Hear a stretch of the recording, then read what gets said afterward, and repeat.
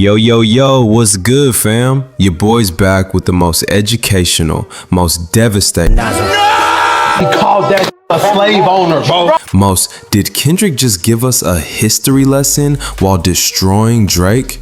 Breakdown in hip hop history. Today, we're diving into verse 3 of Not Like Us, and I'm telling you right now, this might be the most intelligent verse in the entire beef. Kendrick didn't just diss Drake, he gave us a masterclass in black history, cultural appropriation, and why Drake is a colonizer. If you're ready for 30 minutes of bars, history, and hilarious roasts, smash that like, hit subscribe, and let's get into it. Because Kendrick is about to teach Drake and the world a lesson they'll never forget. Let's start with the opening line that sets the tone for everything. Once upon a time, all of us was in chains. Bro, this is new! Bro, Drake just dropped that. Yeah. 10 hours ago, 12 hours ago. he got on there. Wait, did he write this last night? First of all, once upon a time is how you start a fairy tale, a story. Kendrick is saying, let me tell you a story. But this ain't no happy fairy tale. This is history. All of us was in chains. Kendrick is talking about slavery. He's going all the way back. He's giving context. And notice he says all of us. He's including himself in this history. He's saying, this is our story. This is our history.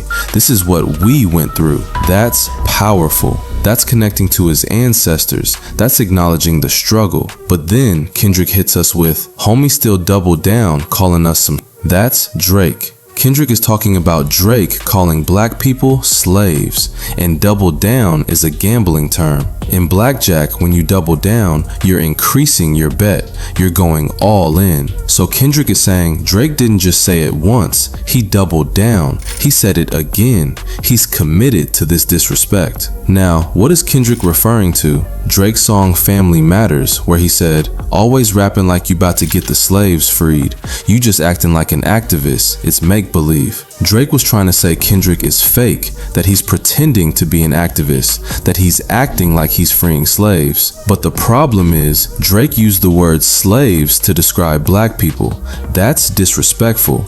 That's reducing people to their oppression. And this isn't the first time Drake did this. On Slime You Out from October 2023, Drake said, whipped and chained you like American slaves. So Drake has a pattern of using slavery imagery in a casual, disrespectful way. He's done it multiple times. That's what Kendrick means by double down. Drake keeps doing it. He doesn't learn. He doesn't respect the history. And here's the comedy. Drake is out here calling people slaves while Kendrick is about to give him a history lesson. Drake is about to get educated. That's like calling your teacher stupid and then failing the test. Drake set himself up for this roast. Now Kendrick says Atlanta was the mecca, building railroads and trains. Hold on, I'm listening. Okay, so first, Atlanta is called the Black Mecca. This term has been used since 1971 when it appeared on the cover of Ebony magazine. A mecca is a holy city, a place of pilgrimage, a center of culture and importance. Atlanta is called this because it's a center of black culture. It's where black people thrive. It's where black excellence is celebrated. But Kendrick is going deeper. He's saying Atlanta was already a mecca during slavery. It was the center of the slave trade. Black people were forced to build railroads and trains there. So Atlanta has always been important to black history, both in struggle and in triumph, both in oppression and in liberation. Kendrick is giving context. He's saying, you need to understand the history of this place before you talk about it. And then he says, bear with me for a second. Let me put y'all on game. This a lesson right now. Settlers, that's white colonizers, the people who came to America and exploited black labor. Townfolk, that's black people, the enslaved people who were forced to work. Kendrick is explaining the economics of slavery. White settlers used black labor to build wealth, to get richer. Black people did the work. White people got the profit. That's the system of exploitation. And then the devastating line. Fast forward 2024, you got the same agenda. Boom. Kendrick just connected slavery to Drake. He's saying Drake is doing the same thing the settlers did. He's using black people to make himself richer. That's not just a diss, that's a historical analysis. That's comparing Drake to slave owners. The disrespect is academic, the roast is scholarly, the insult is educational. Drake is out here getting compared to colonizers, to exploiters, to people who use black labor for personal gain. And the comedy? Drake probably thought he was just making music. He didn't know he was about to get a history lesson. That's like showing up to a rap battle and your opponent brings a PowerPoint presentation. Drake got schooled. Now Kendrick breaks down exactly how Drake exploits Atlanta. You run to Atlanta when you need a check balance. Drake is saying Drake only collaborated with Future to get played in clubs. See, Drake's music wasn't getting played in urban clubs. His stuff was too soft, too melodic, too pop. But Future was getting played everywhere. Future was the club king. So Drake linked up with Future to get that club credibility, to get his music played in those spaces. Their first collaboration was Tony Montana in 2011, and at that time, Drake was facing criticism for not being street enough. People questioned his authenticity. They said he was too soft because he was on Degrassi, because he was a child actor. So Drake needed someone like Future to give him that edge, to make him seem more street. That's using someone. That's exploitation. That's taking someone's credibility for your own benefit. And the comedy? Drake was out here like, I need to seem tougher. Let me call Future. That's like asking the cool kid to be your friend so you look cool. Lil Baby helped you get your link. Ouch. Kendrick is saying even when Atlanta artists vouch for Drake, they're lying. 2 Chainz might say Drake is cool, but that's just being polite. That's just being diplomatic. Deep down, they know Drake is a tourist. They know he's not really one of them. That's like your friend's parents saying you're welcome anytime, but they're really hoping you don't come. It's fake hospitality. And notice what Kendrick did here. He listed 5 major Atlanta artists. 1. Future. 2. Lil Baby. 3. 21 Savage. 4. Young Thug. 5. Quavo. 6. 2 Chainz. That's 6 artists. Kendrick is showing a pattern. This isn't 1 or 2 collaborations. This is systematic exploitation. And then Kendrick summarizes, you run to Atlanta when you need a few dollars. Every single one of those artists is from Atlanta. Drake goes there when he needs a hit, when he needs credibly, when he needs end. These niggas, yeah, Drake? Drake? The nigga that got bodied by Pusha T? The nigga that hiding his kid from the world, but his world wanna hide from the kid? Aubrey Graham in the wheelchair? Drake? Yes! Y'all niggas better stop playing with me in here. Y'all talking about the light-skinned nigga from DeGeneres? From Toronto. Yo, stop playing with me. From where? Degrassi. Stop playing with me like I ain't teach Drake everything he know. Hold on, you taught Drake everything he know. Y'all didn't hear Drake on his first song? Tell me what's really going on. Drizzy Drake back in this thing already. What's happening? That's Soulja. Shit.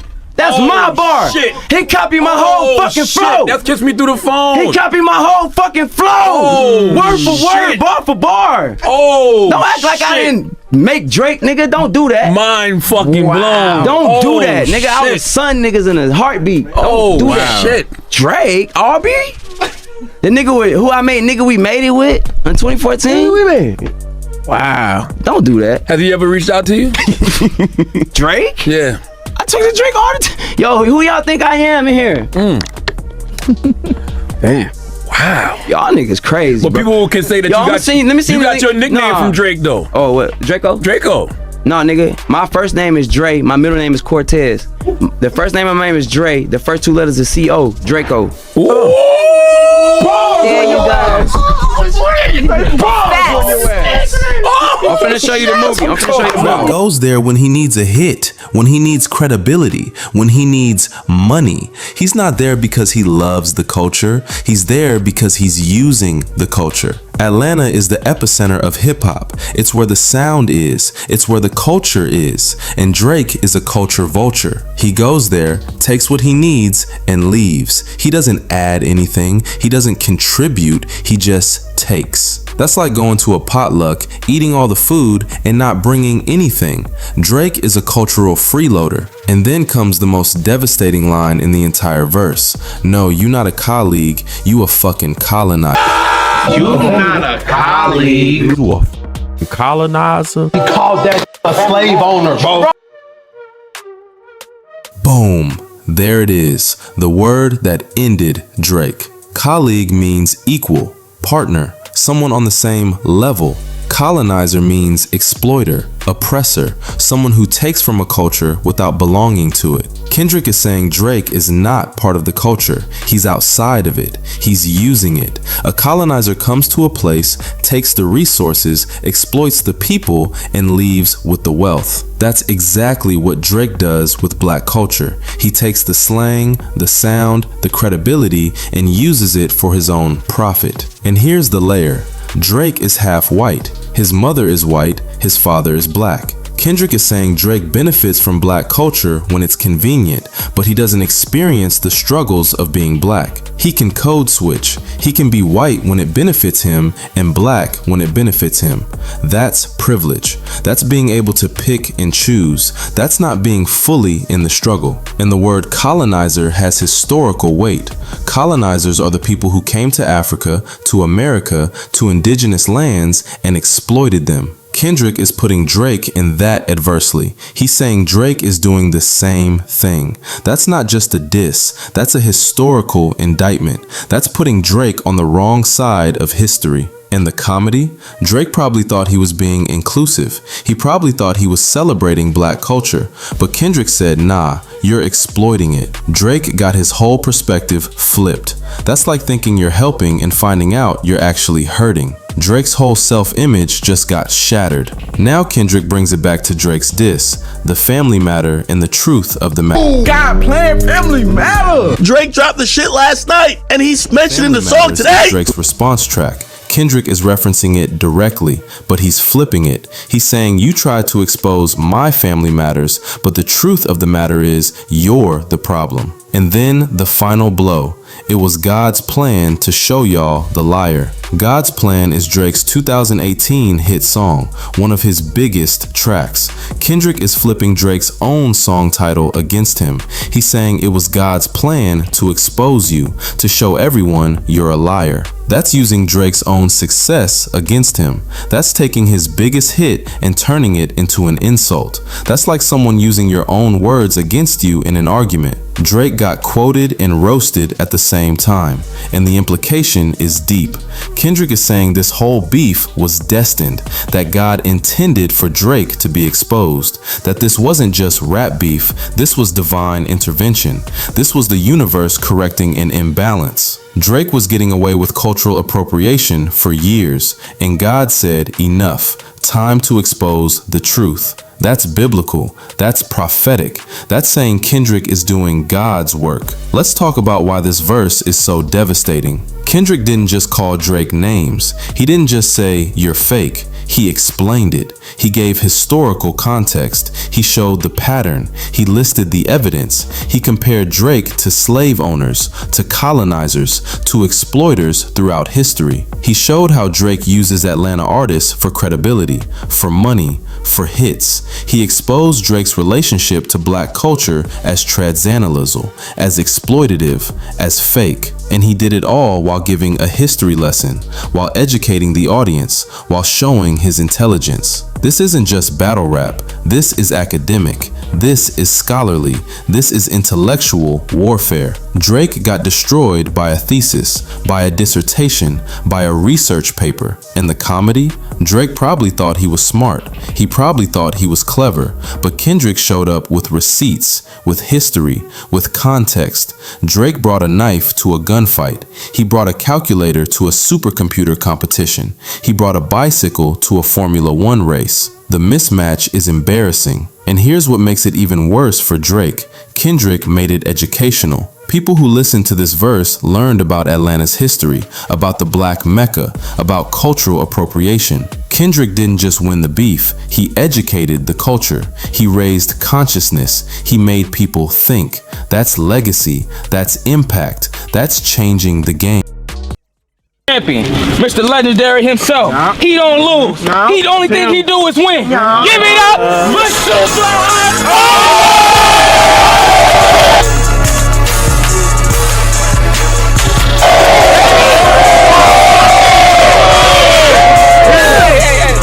Now over here, Over here we got Soldier Boy. Go back to my Soldier Boy. Right here, man. I heard it. You ready for this round one, bro?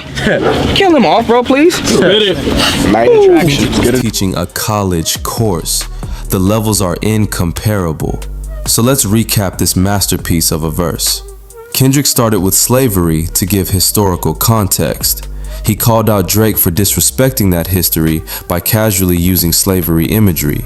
He explained Atlanta's importance as the Black Mecca, both historically and currently. He compared Drake to settlers who exploited black labor. He listed 6 Atlanta artists that Drake used for credibility and money. He called Drake a colonizer instead of a colleague.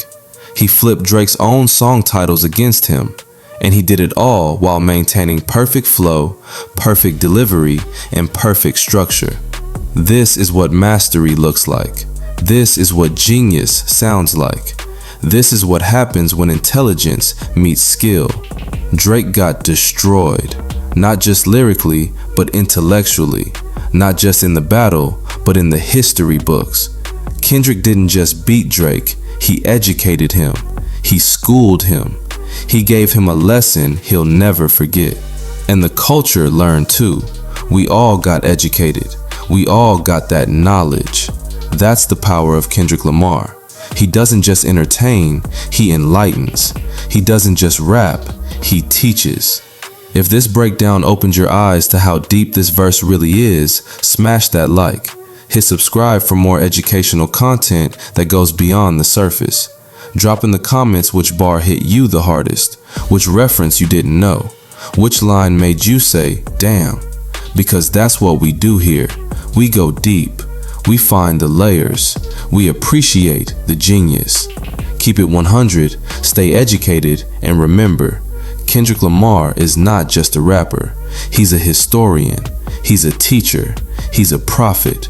Your boy out. And remember, when someone gives you a history lesson while destroying your career, you just got Kendricked. Peace.